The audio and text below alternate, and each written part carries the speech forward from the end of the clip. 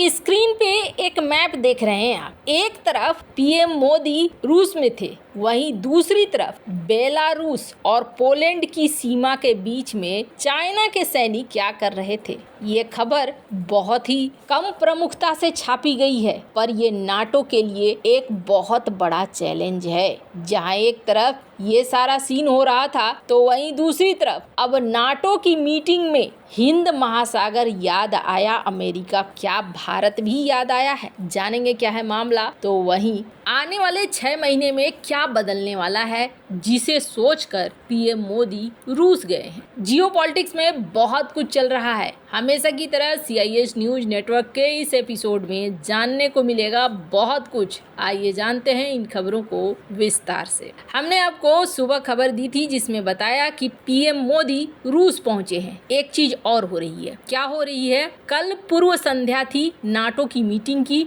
और आज हो रही है नाटो मीटिंग अमेरिका में। इस मीटिंग में नाटो के सारे सदस्य देश जुट रहे हैं और यहाँ पर आगे की रणनीति को लेकर भी चर्चा हो रहा है। हालांकि यहाँ पर कनाडा ने भी एक बड़ा खेल किया है। कनाडा ने क्या खेल किया है? जो नाटो के जितने मेंबर हैं ना, सबको कहा गया है कि आप अपनी GDP का 2% खर्च करेंगे। हालांकि ये बहुत बड़ी रकम है, लेकिन कनाडा ने 2% खर्च नहीं किया है, जिसको लेकर भी सवाल उठ रहे हैं कि आखिरकार कनाडा ने क्यों नहीं खर्च किया है। कनाडा को नाटो को मजबूत बनाने के लिए खर्च करना चाहिए था। एक तरफ जब ये नाटो की मीटिंग हो रही है और दूसरी तरफ पीएम मोदी रूस में थे, तो तीसरी तरफ एक और कांड हो रहा था। पॉलिटिको की इस खबर को देखिए। चाइना और बेलारूस ये जॉइंट ड्रिल कर रहे थे पोलैंड के बॉर्डर के पास, और वो भी नाटो समिट के समय में। और आपको बता दूं,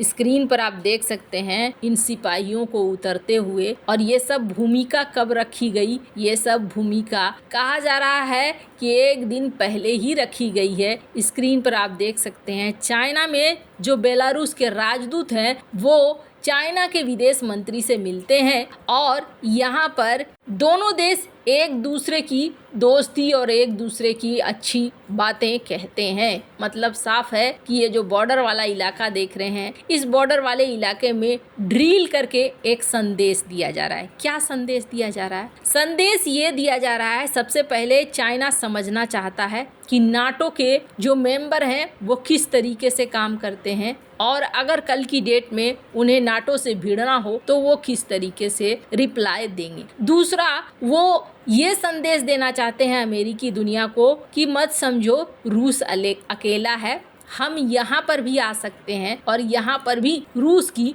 मदद कर सकते हैं। स्क्रीन पर आप देख सकते हैं इन इमेज वगैरह को। तो जियोपॉलिटिक्स में एक बड़ा गेम चल रहा है। नाटो भी इस बात को समझ रहा है और कहीं ना कहीं नाटो तक भी ये खबर पहुंची होगी। नाटो ने यहाँ पर इस चीज को गंभीरता से लिया भी है। द यूरेशियन टाइम्स की एक खबर देख सकते हैं। चाइना ने USA को समझाने के लिए नाटो स्टेट के बगल में बेलारूस के साथ यहाँ युद्धाभ्यास करना शुरू कर दिया है, जो एक बहुत बड़ा संकेत दे रहा है। नाटो मीटिंग में क्या चल रहा है? नाटो मीटिंग में 2 चीजें चल रही हैं। द डिप्लोमेट की खबर देख सकते हैं कि चाइना और रूस की पार्टनरशिप हमारे लिए बहुत खतरनाक है। दूसरी चीज ये चल रही है कि अगर युद्ध होता है तो हो सकता है जो समंदर के नीचे से इंटरनेट केबल आया है उस पर अटैक किया जाए। ऐसे में हमें अब इंटरनेट को स्पेस के जरिए यानी अंतरिक्ष के जरिए लाने की सुविधा पर ध्यान देना चाहिए। बात तो बिल्कुल सही है, ऐसा देखा भी गया है, तो ऐसा होने में कोई बड़ी बात नहीं है। पर सबको एक डर लग रहा है।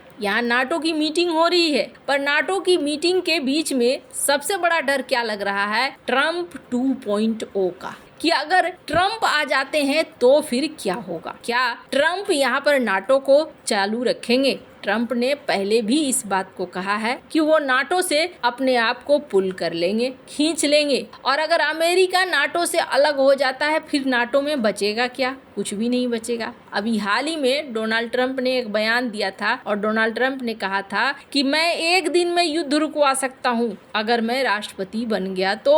हालांकि इस पर राष्ट्रपति पुतिन ने क्या कहा था कि मुझे नहीं पता उनके पास क्या प्लान है, लेकिन अगर उनका प्लान कुछ है स्थिरता के साथ, तो हम गंभीरता के साथ उस प्लान पर चर्चा करेंगे, हम देखेंगे। तो यहाँ चीजें कुछ इस तरीके से बदल रही हैं। अभी का सीन क्या है, 6 महीने के बाद क्या बहुत कुछ बदल जाएगा, जिसकी तैयारी अभी से भारत भी कर रहा है। क्या अमेरिका आगे जाकर भी यूक्रेन की मदद कर पाएगा? ये सवाल इसलिए लंबे अरसे से उठ रहे हैं क्योंकि अमेरिका में 5 नवंबर को राष्ट्रपति चुनाव होने वाले हैं और पूरी संभावना है कि डोनाल्ड ट्रंप की सत्ता में वापसी हो सकती है। और अगर डोनाल्ड ट्रंप सत्ता में लौटते हैं तो जियोपॉलिटिक्स पूरी तरीके से बदल जाएगा। सबसे पहला बदलाव ये आने वाला है कि डोनाल्ड ट्रंप सत्ता में वापसी करते हुए यूक्रेन को अमेरिकी मदद पर रोक लगा सकते। डोनाल्ड ट्रंप के रूसी राष्ट्रपति व्लादिमीर पुतिन के साथ अच्छे संबंध किसी से छिपे हुए नहीं हैं। यूक्रेन युद्ध शुरू होने के बाद से ही डोनाल्ड ट्रंप कई बार कह चुके हैं कि अगर वो राष्ट्रपति होते तो यूक्रेन युद्ध नहीं होने देते। पिछले हफ्ते भी डोनाल्ड ट्रंप ने कहा कि अगर वो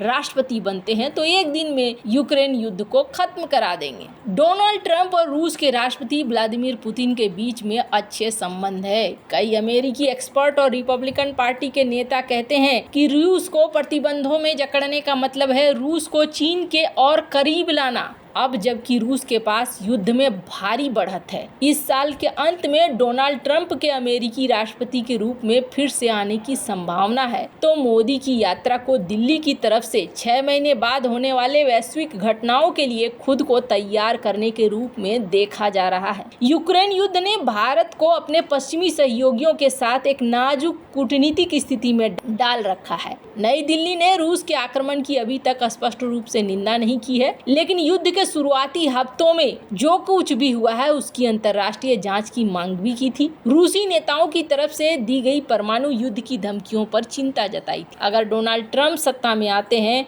तो न सिर्फ अमेरिका और रूस के बीच में संबंध बेहतर होंगे, बल्कि मिडिल ईस्ट में जो बाइडेन के कार्यकाल में अमेरिका जिस तरीके से कमजोर हुआ वो उसे सुधारने की कोशिश कर सकते हैं। और मौजूदा समय में भारत खुद को एक वैश्विक खिलाड़ी के तौर पर देखने लगा है। लिहाजा अगर रूस और अमेरिका के संबंध एक बार फिर से सुधरते हैं तो भारत के लिए इसके कई मायने निकलेंगे। वहीं मोदी और ट्रंप के बीच भी बॉन्ड काफी मजबूत रहे हैं। डोनाल्ड ट्रंप के लिए अहमदाबाद में प्रधानमंत्री मोदी रैली भी कर चुके हैं। मौजूदा समय में अगर देखेंगे आप तो जियोपॉलिटिक्स के बड़े खिलाड़ी काफी कमजोर हो रहे हैं, जिनमें अमेरिका के राष्ट्रपति जो बाइडेन, फ्रांस के राष्ट्रपति इमैनुअल मैक्रोन, जर्मनी के चांसलर ओलाफ और कई यूरोपीय नेता हैं। लिहाजा अमेरिका के लिए चीन और रूस के बीच मजबूत संबंधों के बीच में जियोपॉलिटिक्स की दिशा तय कर पाना आसान नहीं होगा और ऐसे में उन्हें भारत की जरूरत होगी। और ये चीज देखने को मिल रहा है। स्क्रीन पर एक आर्टिकल देखिए जिसमें नाटो ने ये कहा है कि खास करके नाटो सहयोगी और हिंद महासागर के देश के साथ हम दोस्ती बढ़ाना चाहेंगे। पर सवाल ये होता है कि दोस्ती आप सचमुच में बढ़ाना चाहते हैं या सिर्फ और सिर्फ अपना फायदा देखते हैं? वैसे आपको क्या लगता है? इन सब मामले में आपकी क्या राय है? कमेंट कर जरूर बताएं। जल्द मिलते हैं अगले वीडियो में नई खबर के साथ।